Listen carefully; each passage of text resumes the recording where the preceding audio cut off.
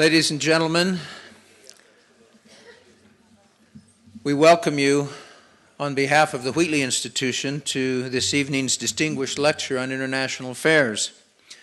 We're pleased to have you in attendance. We're especially pleased to have our honored guest this evening, Judge William H. Webster, who currently serves as the chairman of the Homeland Security Advisory Council.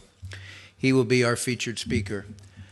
I want to acknowledge the presence of our president, President Cecil Samuelson of BYU, and also the presence of members of the Board of Overseers of the Wheatley Institution, fellows and friends and supporters. In addition to that, we have faculty and students in the audience, and we welcome each of you and are pleased to have you with us. We think that this will be a very stimulating and enriching talk. We have asked Brother John Harmer, who's been a friend of the Wheatley Institution, to offer the invocation, following which Amos Jordan, General Amos Jordan, who's the senior fellow at the Wheatley Institution in International Affairs, he will introduce this evening's speaker. Good evening. It's my pleasure tonight to introduce the Honorable William Webster, who is a rarity in American life now, a distinguished public servant with nearly 26 years of federal service, over 5 in the Navy, 7 as a district and appeals court judge, 9 as the director of the Federal Bureau of Investigation, and 4 as the director of CIA.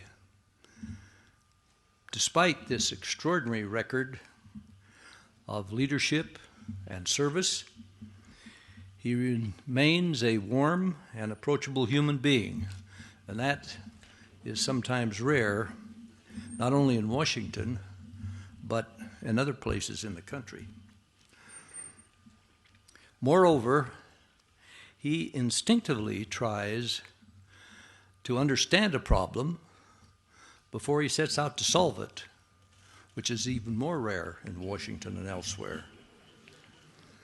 Perhaps, and probably, because he is a listener with a backbone of steel and unquestionable integrity, he was able to restore the effectiveness and morale of our 2 premier intelligence agencies, the FBI and the CIA, when they were each in very bad shape.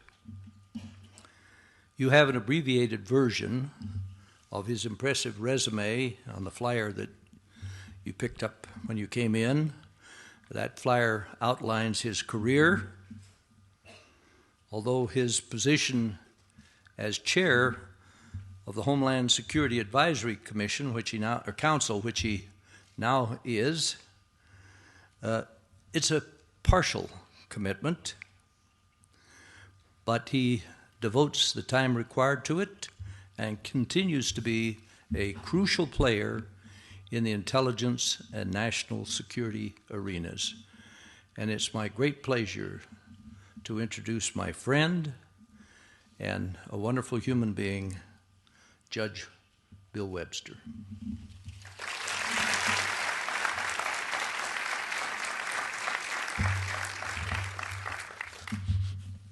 Thank you, General Jordan, or as I have known him for 30 or 40 years, as Joe, for that lovely introduction. I am honored and pleased to be with you tonight, and I hope this will at least be an interesting evening for you. I know it will be for me, and I look forward to responding to your questions, if there are any left, by the time I have finished this rather complicated discussion of challenges that I think are important to everyone as individuals and to our beloved country.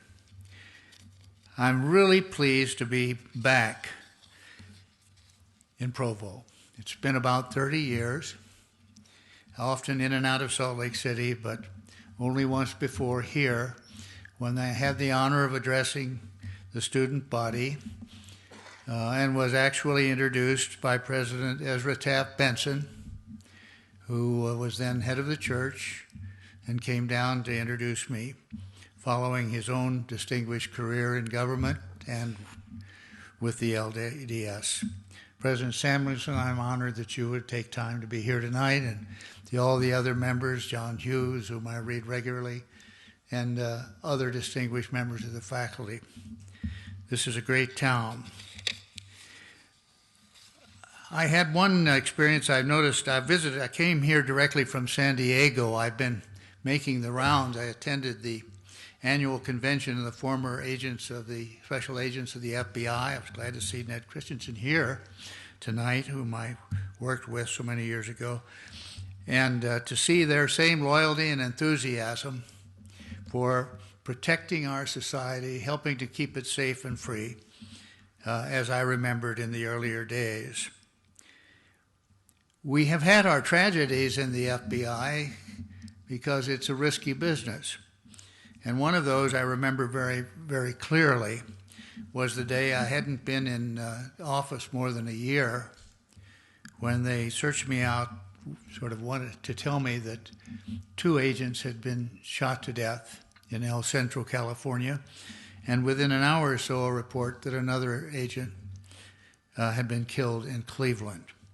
They were Bob Porter and Chuck Edmore and Johnny Oliver. In the course of the next few days, I flew out to El Centro, where we honored Bob Porter at a lovely LDS service, and later in Seattle for Johnny Oliver, and later for Chuck Elmore, and later in the South for Johnny Oliver. I remember at one of those services something that stayed with me because it told me a little bit about what we rarely think about when we're thinking about law enforcement and law enforcement officials. When the minister said, "You know, he stood in our place." I'm grateful for the service of those who stand in our place, and I hope that by working with them to improve their skills and professionalism, they can contribute to make a contribution to our national security in ways that are increasingly challenged, especially since 9/11 and what happened here then, 9 years ago. I wanted to talk to you tonight about how we manage intelligence and security in this strange world in which we live, in which part of our international view must encompass the threats to us from outside the United States that we have experienced and are in danger of experiencing if we don't take the proper steps to do it. And how we do this at the same time that we continue our devotion to our Constitution and what it commands of us, preserving liberty, while at the same time protecting security.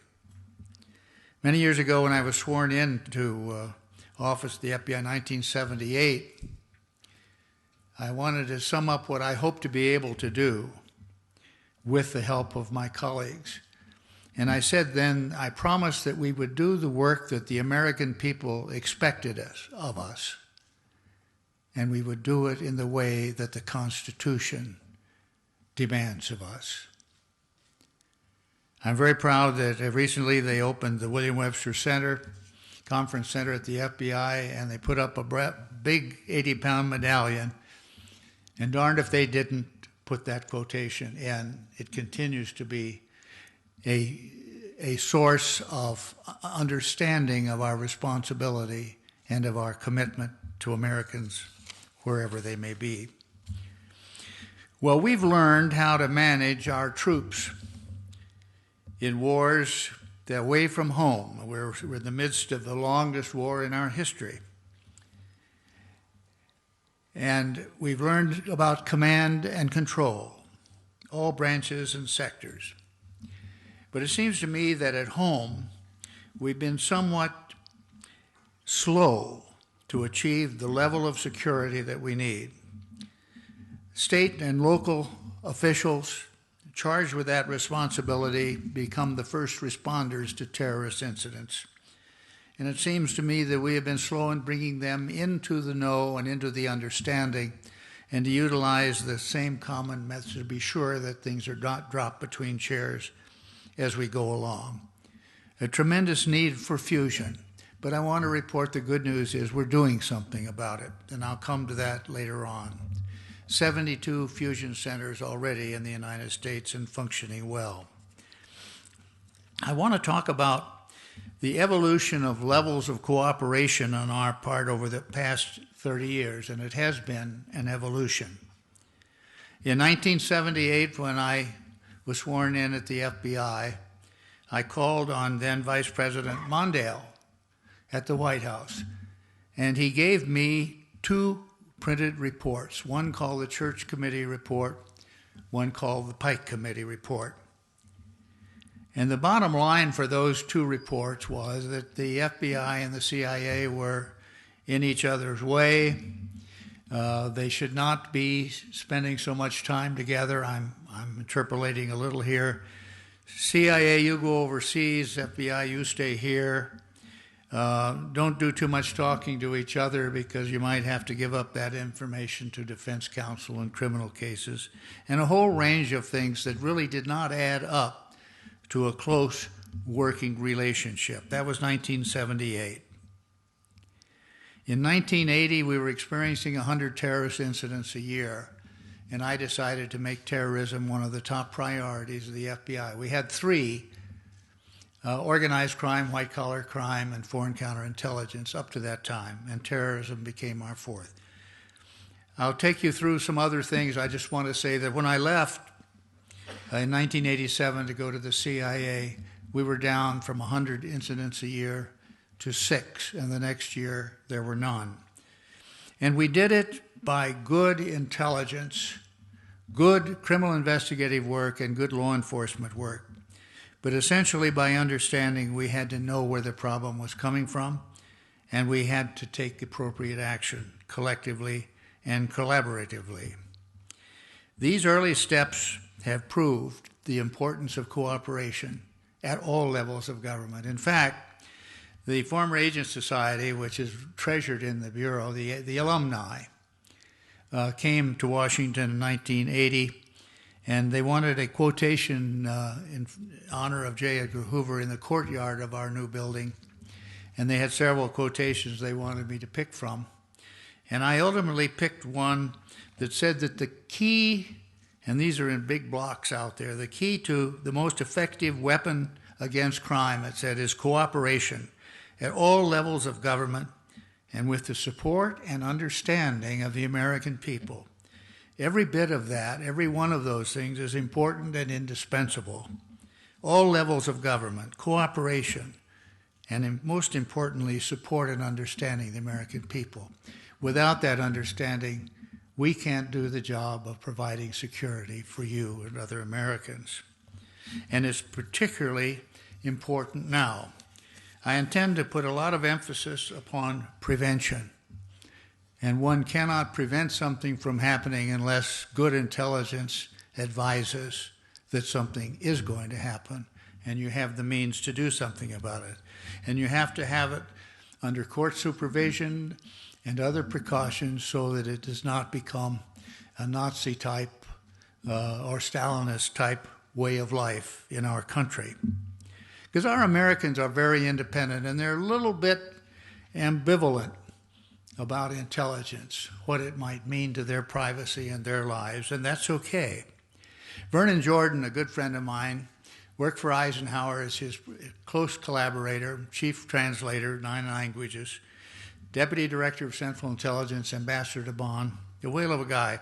He wrote a book and he said, when the American people are ambivalent about intelligence, because when they're frightened, they want a lot of it.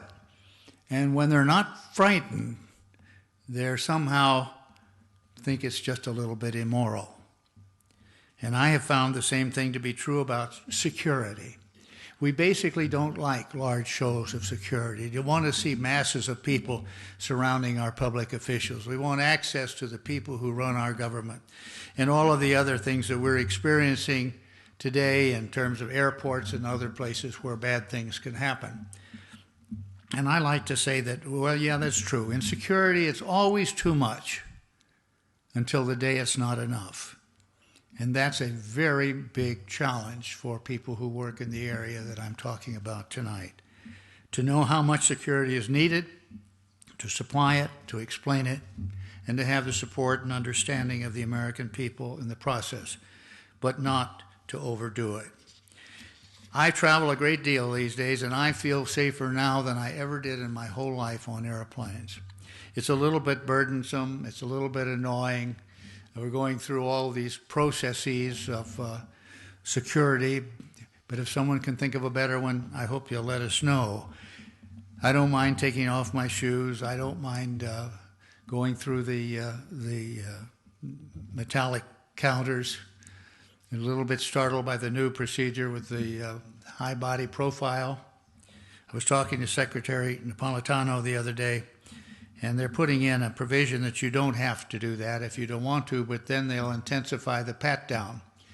And I think in the way she said it, she figured that they'd think it over and they decide to do the body profile. It's not too bad. I've done them both. It's an interesting challenge, an interesting balance, and one I hope you realize is going on every day. I mentioned my experience with Vice President Mondale. We now, in 1980, since 1980, have been trying to get there before the bomb goes off. That's the only way to make it really work. It doesn't do much good to get there afterwards.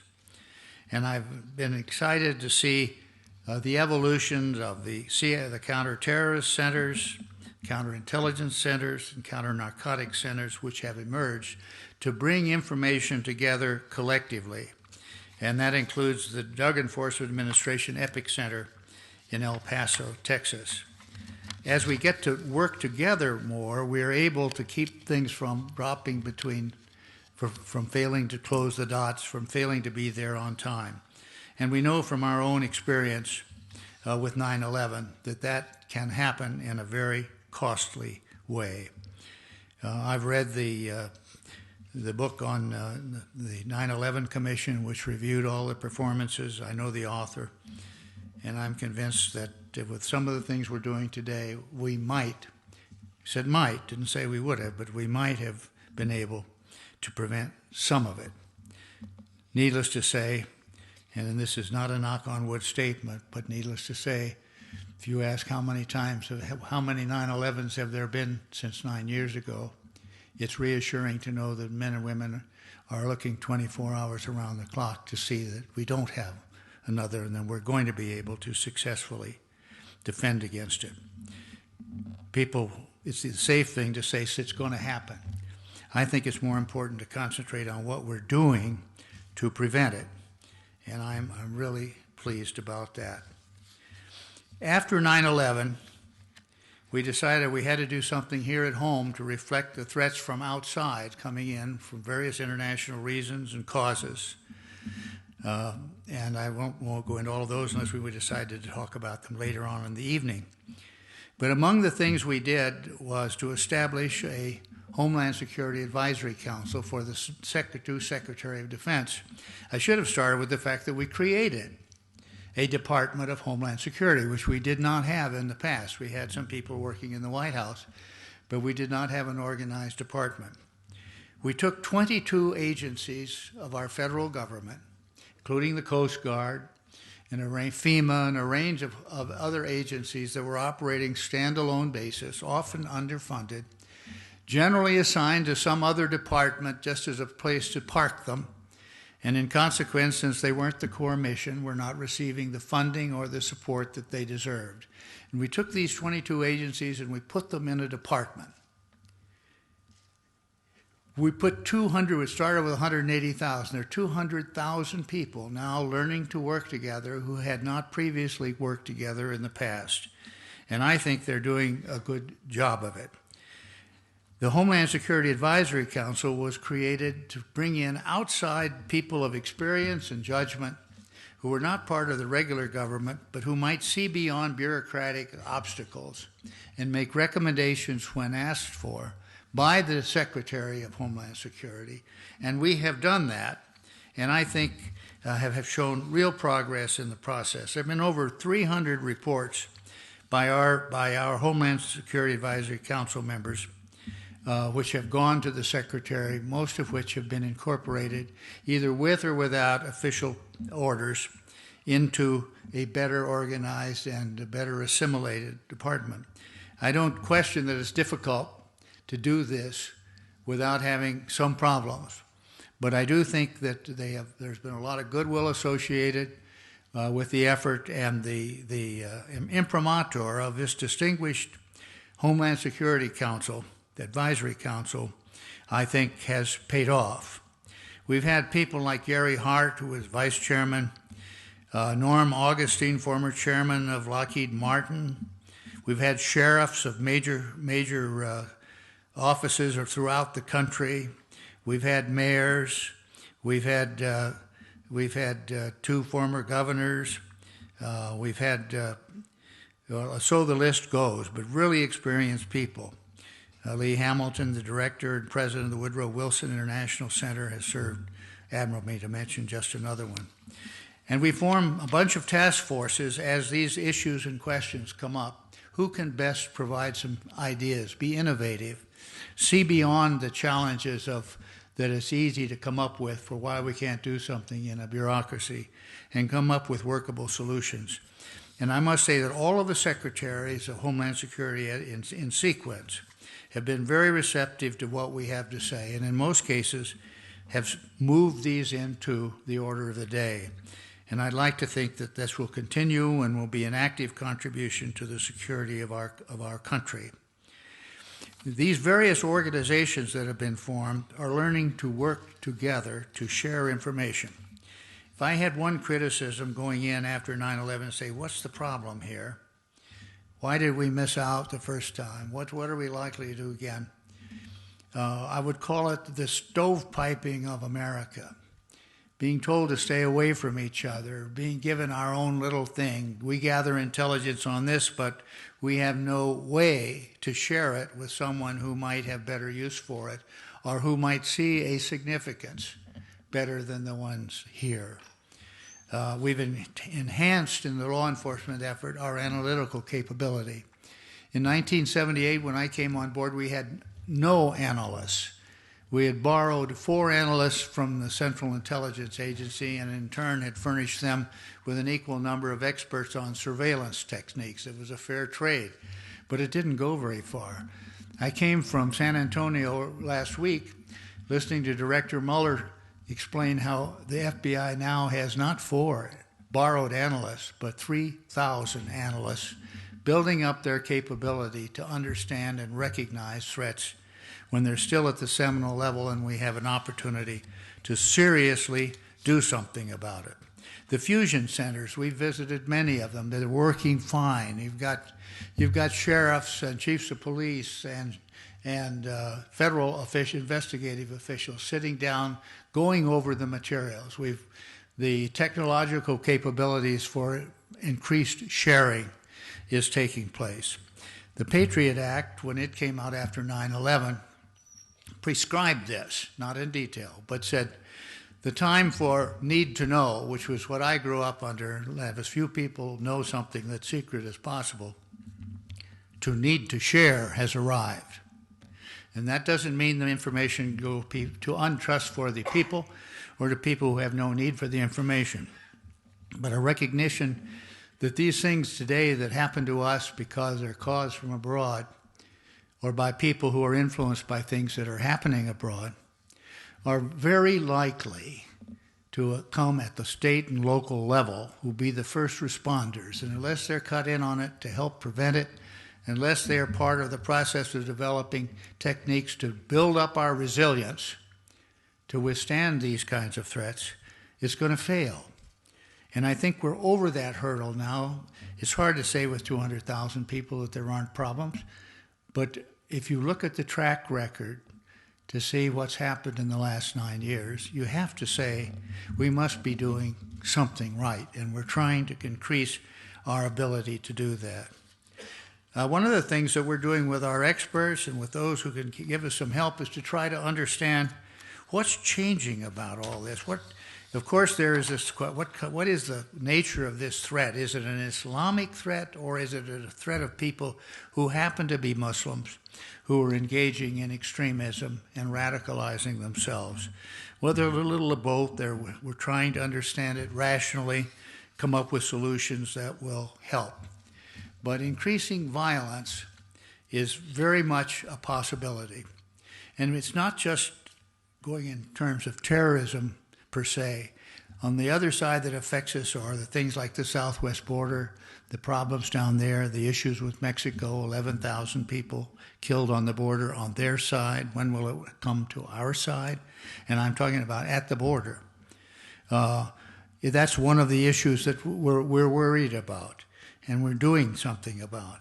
What other kinds of threats are out there? And one of them is what I call the lone wolf syndrome. We saw that in the shooting at Fort Hood, which I think is a pretty good example.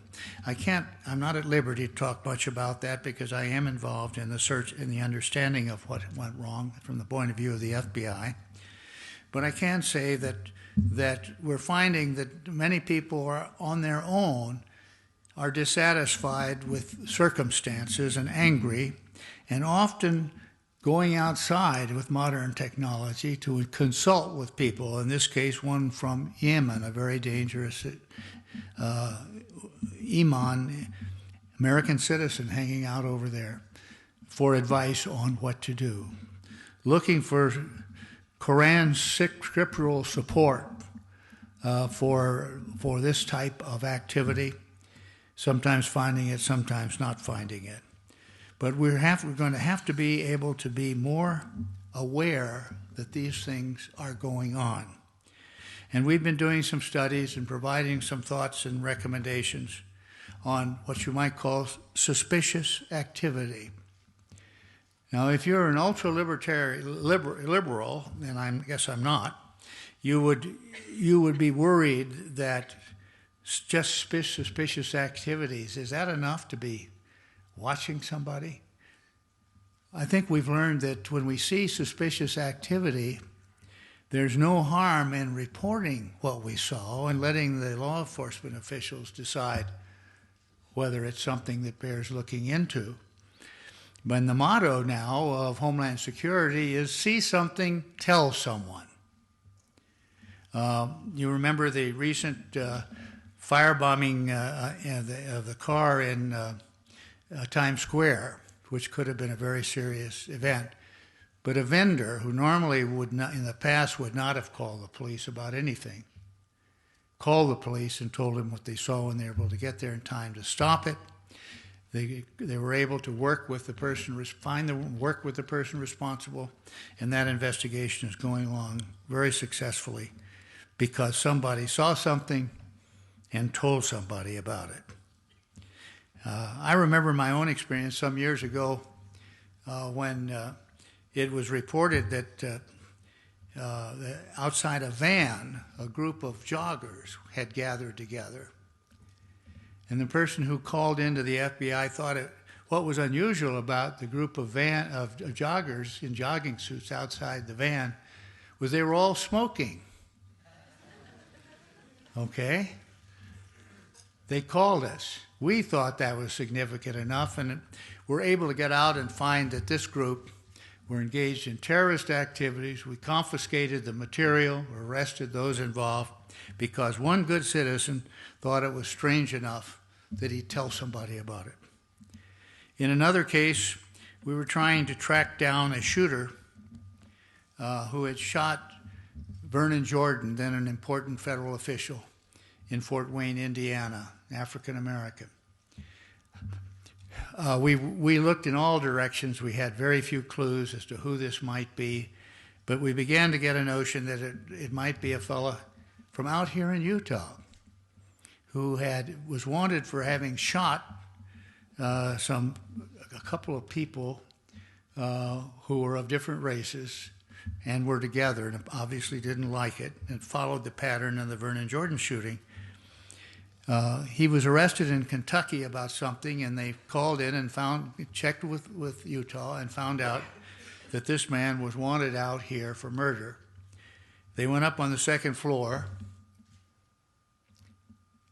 The officer walked into the mail. He was waiting up there, and he said, "What have you been doing out in Utah?" And this fellow jumped up and ran for the window and dove out a second-story window, somehow managed not to hurt himself and escaped. And we had no other information about his activities except one thing. We knew that when he was out of money, he sold his blood, usually at a hospital or facility that would buy blood.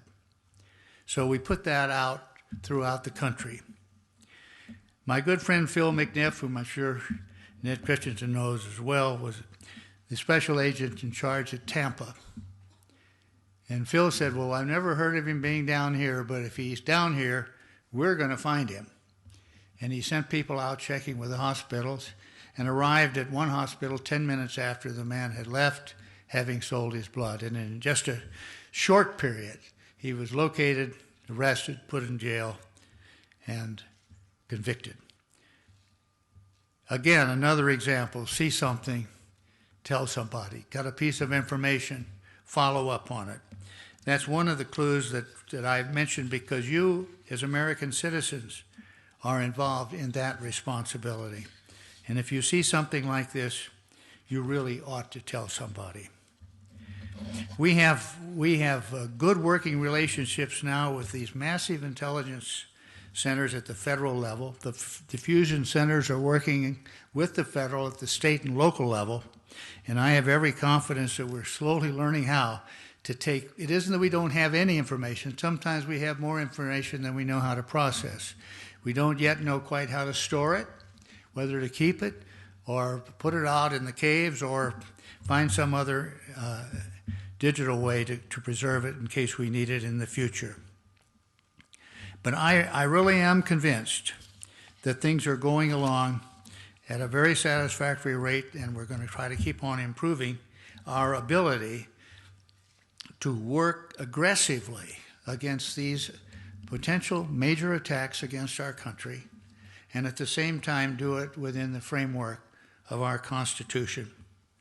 To have warrants where we need them, to collect intelligence, not to use against people we don't like, but to use for law enforcement purposes to stop these things from happening.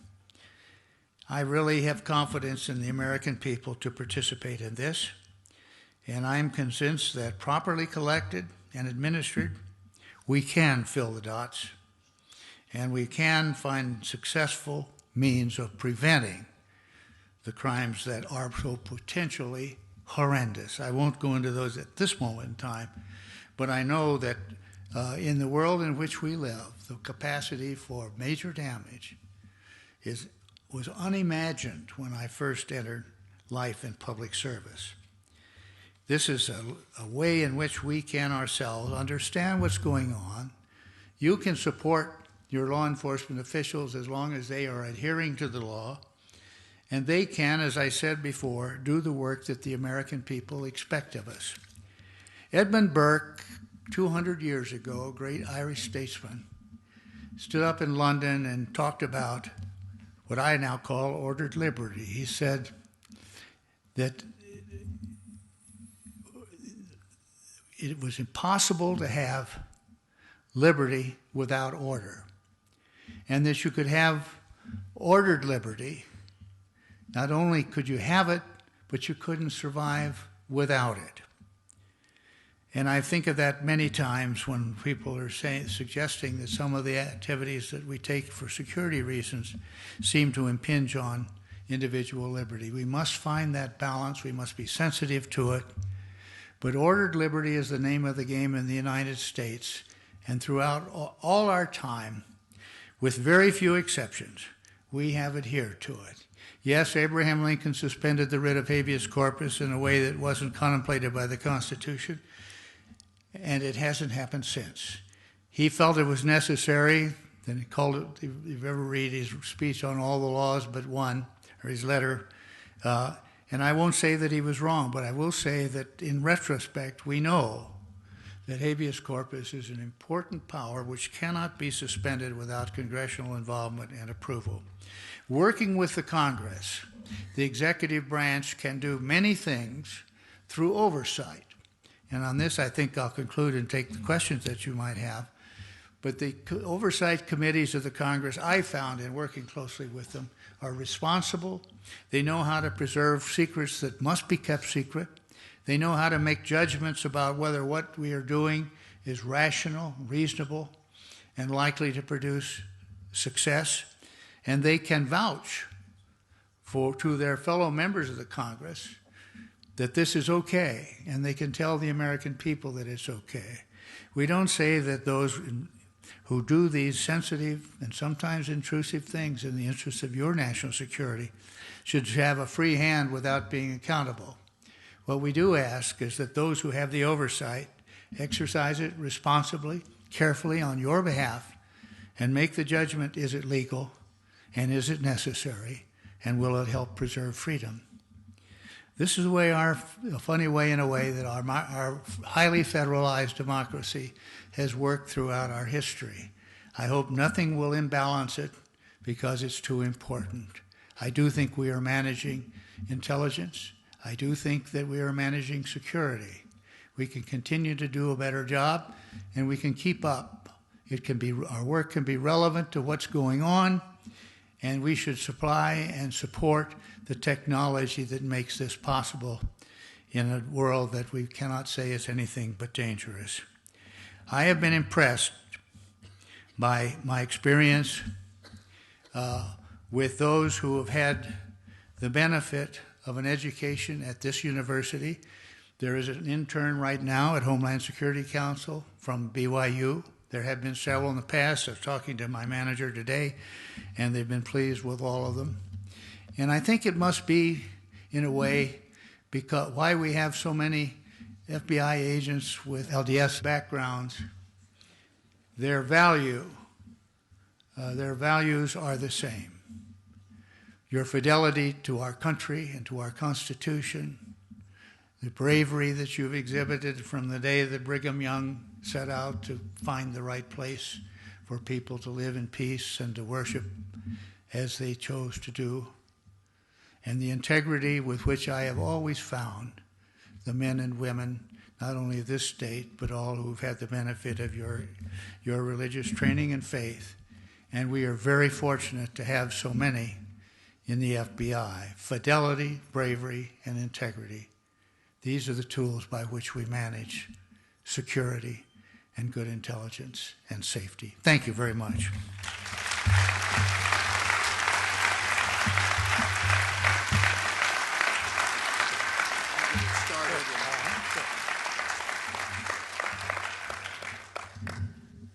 Judge Webster has agreed to take questions from the audience. Did you want to ask the first question, Dr. Jordan? Yes, there's been a great deal of innovation, turbulence, sedition in the intelligence community recently, and I wonder if you'd comment on the wisdom of all these changes and what more or less needs to be done. Thank you, Joe. I think there's been a lot of concern that the intelligence community needed a different kind of management. I'm not sure that I agreed entirely with the level of need, but it was clear that Congress desired to do something about it. And in the event, they did pass this new National Intelligence Act, creating a National Insurance Director of National Intelligence. When I was on board, I was both the director of the CIA and director of Central Intelligence, which was the entire community, but with very little, if any, authority to direct the other agencies other than as a kind of den chief trying to build consensus and cooperation.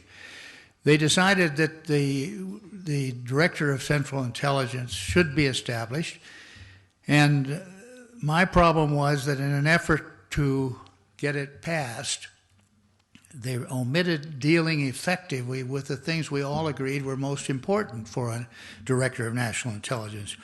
The first being the budget. There's almost very little reference to what a director, a DNI as they're now called, can do vis-a-vis the budget. The ability to approve the heads of the different component parts, a couple of dozen of there, a dozen and a half intelligence agencies around the country, or to have peer review to be able to write the report cards for several of these agencies who mostly reported to the Defense Department, but some to other agencies. I've observed as a person in the Navy for a number of years that they'll always be polite, but they salute the person who writes the report card. And I was anxious to see that that was incorporated in the DNI package, and it was not. So we're looking at there was the close votes. The argument was, we need the votes, so we'll just deal with this later. They should have dealt with it at the time, because it certainly has not been dealt with later. I think there have been some improvements. I described some of the mechanisms by which we're trying to gather and gain and utilize intelligence effectively and lawfully. That much is so. But I think there will always be uncertainty, as we saw when recently the Director of Intelligence and the Director of CIA disagreed over an important subject, and one of them had to win and the other one had to go. And I think it's unfortunate that when two good men have to be in that situation, the government and the country is going to lose the services of one of them. I'm not sure, Joe, if you had any particular intelligence issues that you want to talk about. We've gone through a tough time post-11 because we're dealing with violent organizations intent on harming the United States both here and abroad. The Taliban, the Al-Qaeda people unquestionably are up to no good for us, and we need to get on top of it. They approve assassinations. They did a whole number of horrible things. And when we went into that area, we needed to get information as rapidly as we could about their plans and capabilities. We engaged in a number of activities that I think are subject to second thoughts. So I speak only if that's one of the things you're talking about. I'll deal with it very briefly. I had problems with the waterboarding. I did not think it was illegal, but I thought it was ill-advised. Why did I think that? I think because my experience in the FBI, particularly with hostage-taking and other issues where negotiating was important, when you want to get something from someone, the chances of getting reliable information on the nice side is much better and quicker than turning the screw until someone screams for relief and says, I'll tell you whatever you want to know. How reliable is that information going to be? And my experts who work in that field do agree that we should use more intelligent, plausible, reliable methods. So some of those techniques in the heat of emergency and the pressure, enormous pressure from Congress to solve these problems, find Al-Qaeda, do all these other things, pushed us into areas that I think in retrospect, and we terminated it, but in retrospect, we would better advise not to have done. In the future, I hope that those who are thinking about it, have the responsibility, will plan better for what they're going to do if and when they find themselves in that situation, in ways that do not make us look like them, that do not lose friends for us in the process of trying to get information that might be more available and more reliable by other proven techniques. There will always be issues about this. Covert action is one of the areas that I found most sensitive and interesting and often productive. I'm sure all of you have heard that term. You may not know what it means, but it's a type of activity that the agency CIA engages in when the president asks for a plan, a piece of covert action, when the military has failed to achieve its objective or when diplomatic efforts have failed. And they want to use something that imaginative that has a capability of doing, most often to be conducted secretly, covertly. That's why it's called covert action. But we have some requirements for covert action that I find useful and not in the way. we would get the ball handed to us, what they want to find out, how to do it, and come up with a plan. That plan had to be vetted in the intelligence community, and people had to be on board for it. We asked the obvious questions. Can we do it? Is it legal? Can we afford it? Does it make sense to do it? What are the downsides? That type of searching self-examination. Then if we agree to it, and if the Director of Central Intelligence signs off on it, it goes back to the National Security Council, where we present our response and our proposal to the National Security Council in the presence of the President. And the President makes a judgment. If he decides to let it rest, we let it rest. If he decides this is what he wants to do and we are to go forward with it, at that point we have 48 hours in which to inform the intelligence oversight committees of what we're doing. If it's ultra-sensitive, we can limit our disclosure to the so-called Gang of Eight, the leadership of the House and of the Senate. And they have to keep it secret. They get very nervous if they have to keep it long, and I'm sympathetic with that. But they can then make the judgment which they can pass along to their brethren in the Congress, that they understand it and they are not opposing it, and so it goes. And some of these activities in the past have been foolish, in my opinion. Someone basically putting itching powder in Castro's beard, things of that kind that aren't really calculated to achieve anything worthwhile. And we have to screen those out and pitch those ideas. You don't know how or when they came or how they got there. Others have more merit. In my opinion, looking back on my experience over those years in covert action, I think that probably the two most significant activities, one not technically covert, the other very definitely covert, in ending the Cold War were the support for the Mujahideen in Afghanistan to drive the Russians in the Cold War out of Afghanistan. They were occupying the country, had a puppet, Najibullah, a puppet governor. And the other one, which I can mention briefly, was President Reagan's dream of SDI, strategic defense, which the Russians did not believe would work, but did not believe they could abstain from competing with us if we got into that field, and did not feel they could afford it. They offered hundreds of things, of concessions out of the Urals, ending the intermediate ballistic testing, and so on. But he stayed with it, and as you know, by the end of that year, President Gorbachev turned out the lights of the Soviet Union. But getting back to Afghanistan, the help that we gave the Mujahideen, and I was over there a number of times, they were good learners on how to use stingers.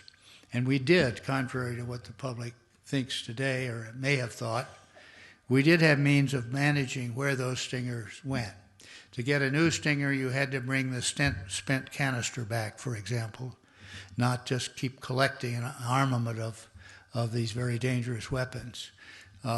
We trained them in how to use them, and they were good at it. And because they were so effective, the Russian soldiers were disenchanted with their assignment. Their wives at home were very unhappy about what was going on. The whole Warsaw Pact Convention of countries that form the eastern side of the I get East and West mixed up. The European side of the Soviet Union became more independent and resourceful and less inclined to take ridiculous orders from the Soviet Union. Very, very effective in the end. And we did this covertly.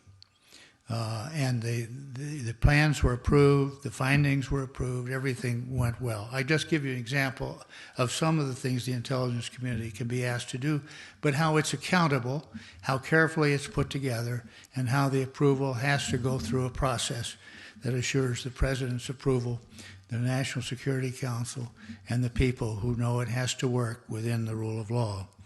So those are some of the examples of challenges to the intelligence community, and I could think of a lot of other things where we wish things would work better. But the ability to bring the community together as a community working together, sometimes housing emergency and intelligence gathering and analytical facilities in one place, sometimes bringing the experts together, it materially increases our effectiveness and reduces this stovepipe problem that I've discussed with you earlier, which I think can be managed, but it needs to be addressed. I have another question. Let's give our students a first shot at asking questions. Would you come to the microphone here at the end of this aisle to ask your questions? I have a little trouble seeing out there, so I'll try to make my answer shorter. Go ahead. My name is Joseph Gooden. I'm a student here studying in Arabic and Arab culture. My question is in regards to, is the National Security Advisory or Homeland Security Advisory Council advising the education of Arab culture and the education of Western culture to Arabs because of the obvious differences in culture? It seems that we've come into a problem similar to that of the United States and China in the 60s and the 70s, where we have a huge cultural gap. Neither of us really knows anything about the other one, and so I was wondering if there's really much going forth with trying to educate either side about each other. I think the answer is yes, and I agree with you entirely on the need for it. Our success, I don't think I'm competent to measure where we are at this point. We've made a number of recommendations with regard to language. We've made a number of recommendations, including bringing people on the task forces with Asian background or Islamic background as things that we need to help people tell us in more ways than one what's going on in their minds. The whole jihad issue, trying to understand how well that's supported in the Quran or not supported, as I believe, and even though others use it as an excuse for their terrorist activities. And I find that that these encounters, that these studies do have a very positive effect, and the Secretary of Homeland Security is very interested in what we get from it, and make sure that it's passed into the department where places who have to know about it and can make recommendations, additional recommendations because of it. But understanding, that's incidentally that I mentioned how proud we were in the Bureau to have so many LSD,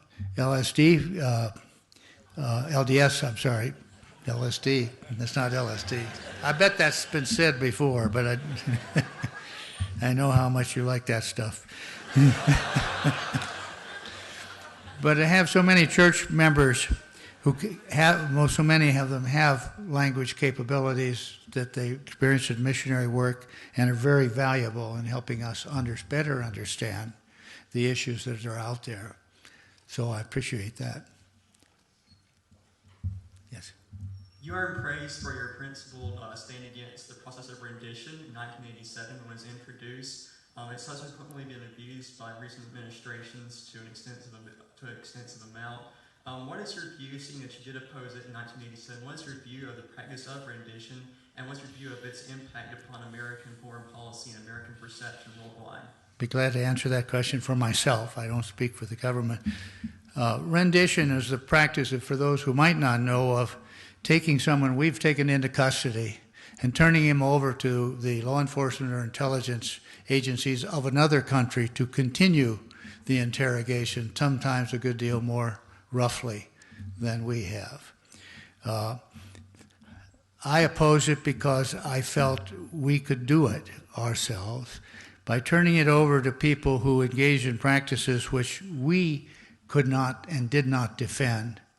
We were in effect passing the buck, and we should be taking responsibility for anyone we take into custody for their safety and well-being, wherever they might be. There may be justifiable reasons to send someone to another country. I would like to think that we don't send them there because they tolerate torture. I'd like to think there may be other legitimate reasons, and that we stay a part of it so that we know what's going on. I think we do far more damage to our reputation around the world for the things that we're supposed to stand for when we say we don't do this, we just let our friends do it. It doesn't take a rocket scientist to realize that that is not going to build admiration in the other free parts of the world who wonder what we do stand for. So that's where I am today.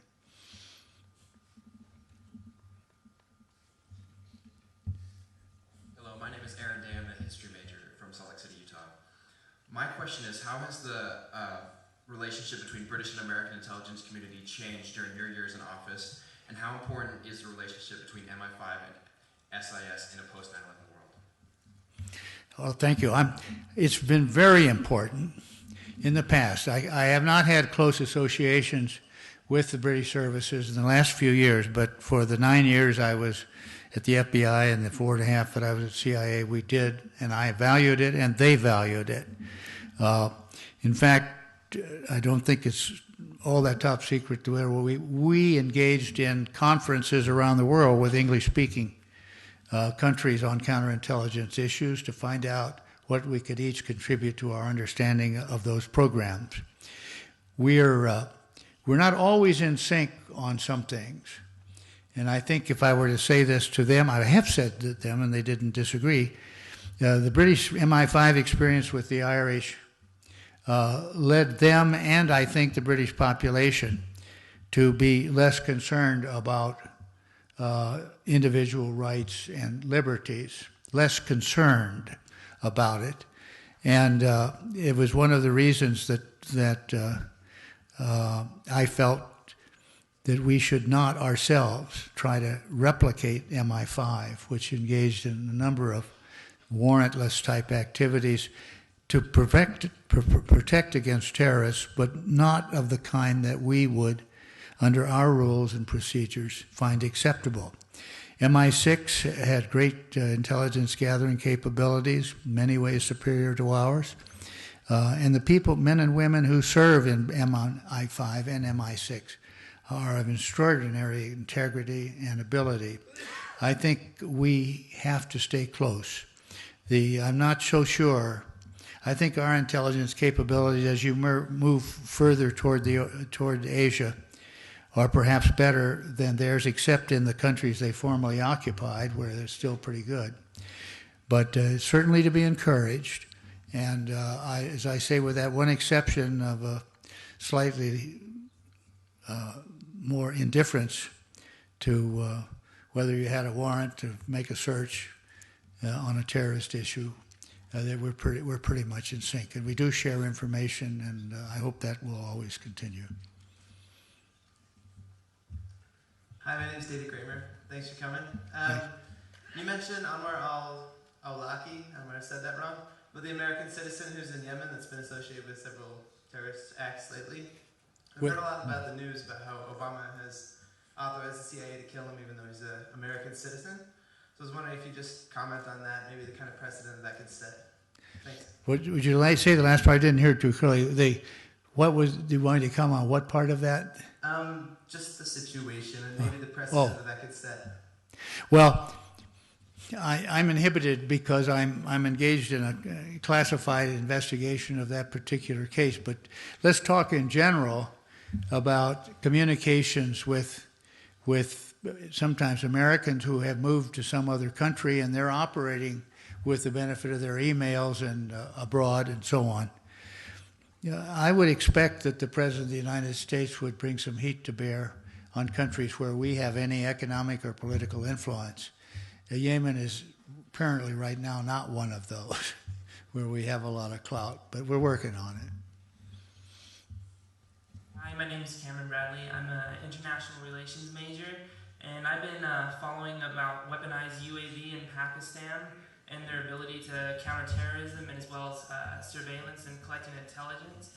but I've also been reading about civilian deaths that occur over there, and I just want to know your opinion about the effectiveness of weaponized UAVs such as the Predator drone and be able to collect intelligence as well as fight terrorism versus other non-conventional ways of fighting terrorism. I'm going to start by saying I don't know how qualified I am to answer that very good question currently. When I was going over to Pakistan, we had seemed to have a different set of relationships. One of my best friends over there was Hamid Gul, who ran the intelligence service, ISI.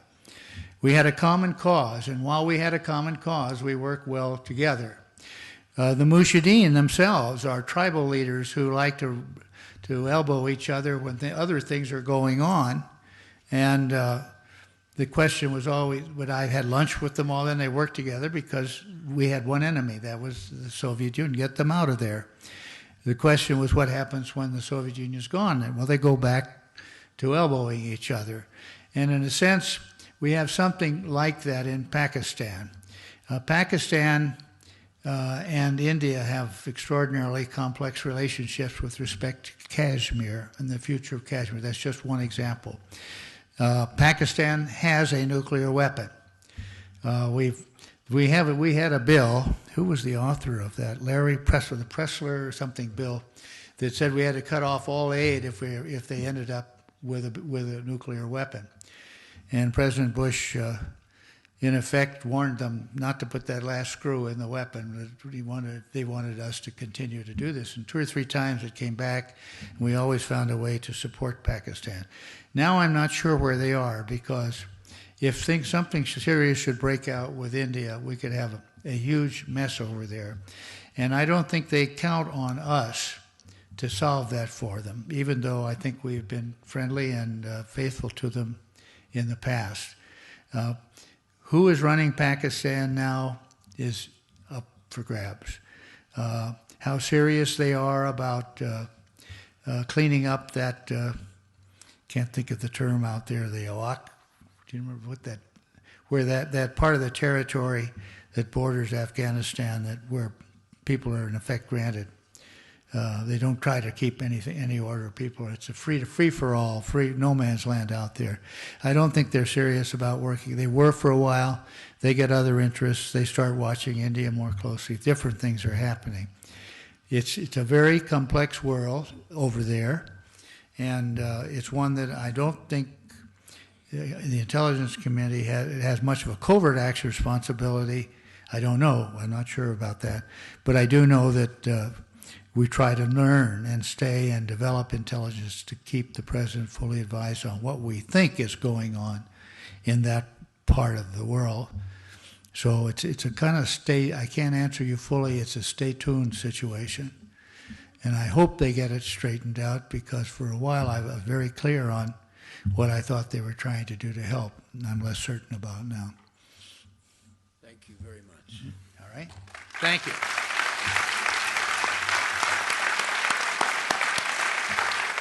On behalf of everyone here, let me thank you again, Judge Webster, for spending some time with us. We very much appreciate it. Thank you, ladies and gentlemen, for your attendance this evening. Thank you,